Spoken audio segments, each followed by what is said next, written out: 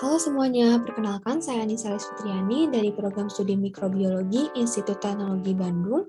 Pada kesempatan kali ini saya akan menyampaikan proyek akhir metabolomik yang berjudul Analisis Metabolomik untuk Identifikasi Metabolit pada kefir hasil second fermentation dengan penambahan kultur yogurt, yaitu Streptococcus thermophilus dan Lactobacillus bulgaricus. Lalu, pada penelitian kali ini akan berfokus pada minuman fermentasi kefir. Jadi, kefir ini merupakan minuman fermentasi susu yang mengandung probiotik sehingga baik bagi kesehatan. Lalu, kefir ini memiliki kandungan yang bermanfaat seperti asam amino esensial, vitamin, dan juga mineral. Manfaat dari kefir itu sendiri antara lain dapat meningkatkan imunitas, kesehatan tulang, mengontrol kadar gula darah, dan juga melancarkan proses pencernaan. Untuk sejarahnya, kefir ini berasal dari daerah pegunungan Kaukasian yang berada di persimpangan Asia dan Eropa. Proses pembuatan kefir melibatkan suatu starter yang disebut dengan kefir grain. Lalu kefir grain ini ditambahkan ke dalam medium susu. Kefir grain ini merupakan kultur simbiotik antara bakteri seperti bakteri Lactococcus, Leuconostoc, Lactobacillus, dan bakteri asam laktat, dan juga ragi. Lalu, penambahan mikroba tertentu dapat meningkatkan rasa, aroma, serta tekstur dari kefir. Kefir second fermentation adalah kefir yang difermentasi lebih lanjut dengan waktu fermentasi yang lebih lama. Kefir yang terdapat di pasaran ini merupakan kefir hasil first fermentation yang difermentasi hanya sekali. Lalu, untuk kefir second fermentation ini merupakan kefir yang difermentasi lebih lanjut dengan menyaring kefir grain itu sendiri. Lalu kefir yang didapatkan ini difermentasi lebih lama. Berdasarkan penelitian oleh Marshall and Cole pada tahun 1985 menunjukkan temuan bahwa penambahan kultur yogurt ke dalam proses second fermentation kefir dapat menghasilkan kefir dengan nilai acceptability yang tinggi. Temuan ini berpeluang untuk memproduksi kefir tersebut di pasaran karena dinilai dapat diminati oleh masyarakat. Lalu, pada proses pembuatan pada kefir yang dihasilkan ini penting untuk mengetahui metabolit yang dihasilkan. Metabolit itu sendiri adalah senyawa yang dihasilkan dari proses metabolisme. Metabolit yang terdapat pada suatu makanan dapat menciptakan cita rasa tertentu.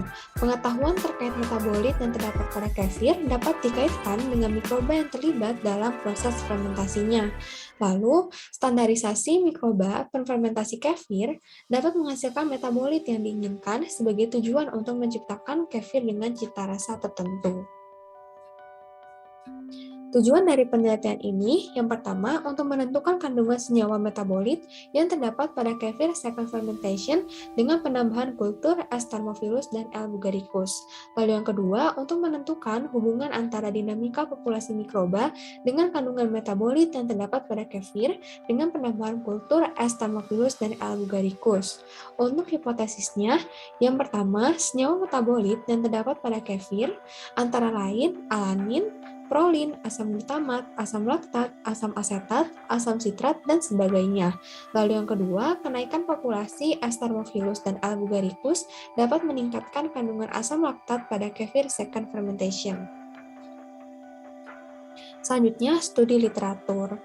Jadi, pada gambar berikut ini merupakan gambaran terkait komunitas mikroba pada kefir. Pada gambar A, ini merupakan penampakan dari kefir grain, baik secara makroskopis, dengan pengamatan mikroskop cahaya, dan juga dengan pengamatan menggunakan mikroskop elektron.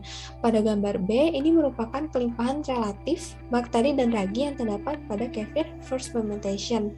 Lalu, pada gambar C, ini merupakan kelimpahan spesies bakteri dan ragi serta pH selama proses fermentasi. Dari hasil penelitian oleh Blash et al. Pada tahun 2021, terdapat beberapa mikroba yang terdapat pada kefir, yang antara lain seperti kelompok Lactobacillus, Lactococcus, Acetobacter, Leuconostoc, dan juga kelompok ragi, yaitu Kazakhstania exigua. Selanjutnya, untuk senyawa metabolit yang terdapat pada kefir itu sendiri sangat dipengaruhi oleh komposisi mikroba yang terdapat pada kefir grain dan juga mikroba yang ditambahkan. Hasil penelitian oleh Blash et al. Pada tahun 2019 pada kefir first fermentation menunjukkan bahwa metabolit yang terdapat pada kefir antara lain alanin, prolin, asam glutamat, laktat, asam asetat, dan juga asam sitrat. Lalu, untuk hubungan dinamika populasi dan metabolit pada kefir ini berkaitan dengan shifting jumlah populasi mikroba. Ketika terjadi perubahan dominasi populasi mikroba, maka hal tersebut akan mempengaruhi metabolit yang terdapat pada kefir. Lalu, untuk penambahan kultur Staphylococcus dan Agaricus ke dalam kefir dapat meningkatkan produksi senyawa asam laktat yang dihasilkan. Selanjutnya ke bagian metodologi. Jadi pada penelitian ini terdapat 3 metodologi utama. Yang pertama untuk pembuatan kefir second fermentation, di mana digunakan substrat fermentasi yaitu susu UHT. Untuk kultur yogurt yaitu Aspergillus dan Agaricus dibuat dengan mencampurkan masing-masing bakteri dengan perbandingan jumlah sel 1:1. Bakteri didapatkan dari laboratorium SITH ITB dan starter dari kultur ini dibuat di medium susu skim. Lalu, starter yang didapatkan kemudian ditambahkan secara terpisah ke dalam kefir first fermentation. Lalu, metode yang kedua dilakukan pembuatan kurva fermentasi kefir. Kurva ini nantinya akan memuat dinamika komunitas mikroba kefir second fermentation dan juga dinamika pH. Lalu metode yang ketiga yaitu metode yang utama adalah identifikasi dinamika metabolit yang terdapat pada kefir. Pada metode ini dilakukan 2 jenis analisis. Yang pertama digunakan untargeted analysis menggunakan flow injection time of light mass spectrometry atau FEA-Kitov-MS. Lalu yang kedua digunakan targeted analysis dengan ion chromatografi dan GCMS. Targeted analysis ini bertujuan untuk mengukur kandungan asam amino, poliamin, gula, dan juga asam organik. Lalu akan dijelaskan satu persatu terkait metode yang sudah disampaikan. Yang pertama, untuk kurva fermentasi kefir. Tujuannya dari kurva fermentasi kefir ini adalah untuk dapat menentukan waktu sampling untuk identifikasi metabolit. Pada pembentukan kurva fermentasi kefir ini dibuat kurva dinamika populasi mikroba dan juga dinamika pH yang terjadi selama second fermentation kefir. Untuk identifikasi mikroba dilakukan dengan qPCR untuk masing-masing bakteri dan lagi menggunakan sekuens yang berbeda. Lalu untuk kefir second fermentation, ukuran pH-nya dilakukan menggunakan pH meter.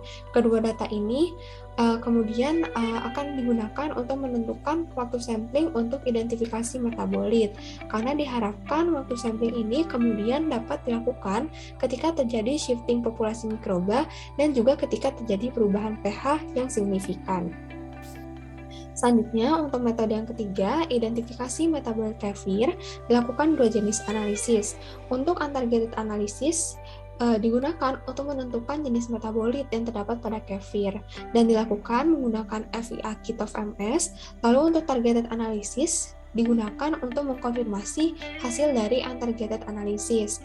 Dari targeted analysis ini dilakukan pengukuran kandungan asam amino, poliamin, gula, dan juga asam organik menggunakan ion chromatografi dan GCMS. Selanjutnya ke metode yang lebih terperinci. Yang pertama untuk pembuatan kefir second fermentation. Mulanya diaktifasi terlebih dahulu kefirgen yang didapatkan dengan 20% M/V di susu UHT, dan aktivasi ini dilakukan 3 kali masing-masing selama 24 jam. Setelah itu dilakukan first fermentation menggunakan kefirgen sebanyak 5% M/V yang ditambahkan ke medium susu. Fermentasi first fermentation ini dilakukan selama 18 jam di suhu 22 derajat Celcius. Setelah didapatkan hasil kefir first fermentation, kefirgen kemudian disaring dan ditambahkan dengan kefir yang didapatkan ditambahkan dengan 3% V/V kultur yogurt. Dan pada second fermentation ini dilakukan selama 18 jam di suhu 22 derajat Celcius.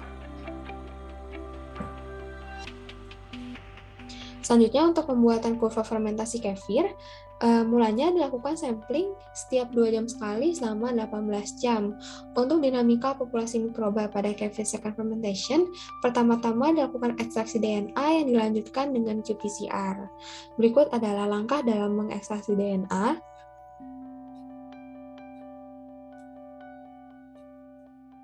PCR quantification dengan Alpepio system, real-time PCR system, dan juga SYBR Green, dan juga dinamika pH dilakukan menggunakan pH meter. Selanjutnya, untuk identifikasi metabolit kefir, untuk untargeted analysis, dilakukan analisis menggunakan FEA Kitov MS. Pertama-tama dilakukan ekstraksi metabolit terlebih dahulu yang dilanjutkan dengan analisis, dan terakhir dilakukan analisis data. Berikut adalah proses dalam mengekstraksi metabolit. Lalu juga ini adalah langkah yang perlu dilakukan dalam analisis menggunakan FEA Kitov MS. Lalu untuk targeted analysis dilakukan menggunakan gas chromatografi mass spectrometry dengan metode sebagai berikut. Lalu berikut ini merupakan metode yang dilakukan untuk perhitungan gula dan asam organik menggunakan ion chromatografi. Selanjutnya untuk rancangan anggaran biaya, berikut adalah rancangannya, dan jumlah ini masih merupakan perkiraan dengan total sekitar Rp17.037.998. Berikut adalah daftar pustaka yang digunakan. Sekian yang saya sampaikan, terima kasih.